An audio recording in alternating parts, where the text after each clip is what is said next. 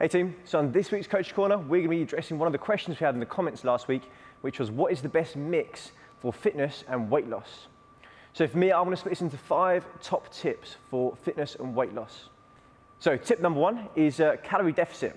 That is the key to all diets. It doesn't matter what diet you're on. If we're in a calorie deficit, we're in an area where we're going to be losing weight. So we're burning more calories than we're consuming.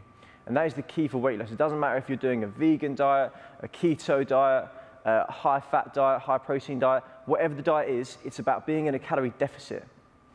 So my tip number 2 is protein intake.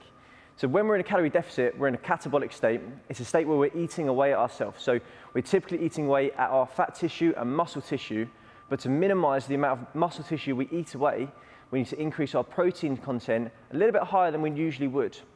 And the other benefit of protein is it has a high thermogenic effect. So the thermogenic effect is when you eat, let's say we eat 100 calories of protein. Of those 100 calories, it takes up to about 30% of those calories to burn and break down the protein. So if we're eating 100 calories of protein, we're actually burning 30 calories just by eating that protein itself.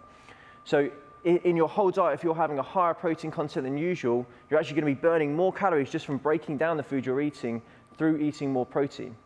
So tip number 3 for me is quite a big one. It's NEAT up 24/7. So NEAT stands for non-exercise thermogenesis. So what this means is our exercise we do day to day, just moving around, going from A to B, walking around the house and doing just the odd stuff that you wouldn't do as prescribed exercise. So things like just walking to the car, walking to the shops, walking around, all these kind of things has a thermogenic effect. It has a burning effect. So we're burning for our calories through this effect. If we're doing our exercise, working really hard for that hour a day doing that exercise, we then have 23 hours where we can actually do nothing, and that thermogenic effect will be very, very low. But NEAT itself, it accounts for roughly 50 to 70% of our daily calorie total. So it's really important if we can get to the upper end of that calorie total on the 70%, then it's going to put us in a better environment to lose weight in that calorie deficit. So by increasing your exercise outside of the gym, by just doing more walking from A to B, less driving, then we're going to be in a better place to lose weight. So tip number 4, we're going to move into the exercise side of things. So we're going to look at strength training.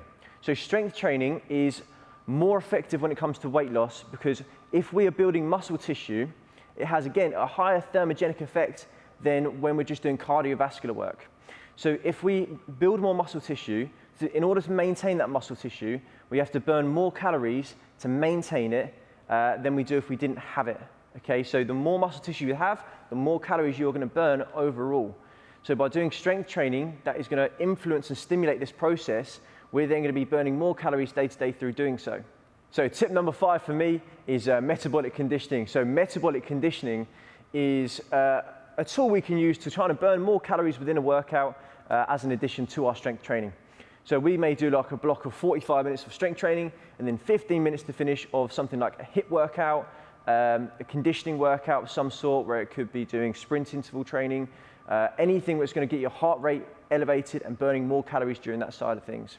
So when it comes to metabolic conditioning, it's something that's going to burn more calories in a short duration than our strength training will do, but strength training will have a longer effect of calories being burned in the long run. Okay, so metabolic conditioning will burn more calories in the short period of time, but won't have much effect after. But strength training will have less calories burned in that, but have a longer effect after when it comes to burning calories.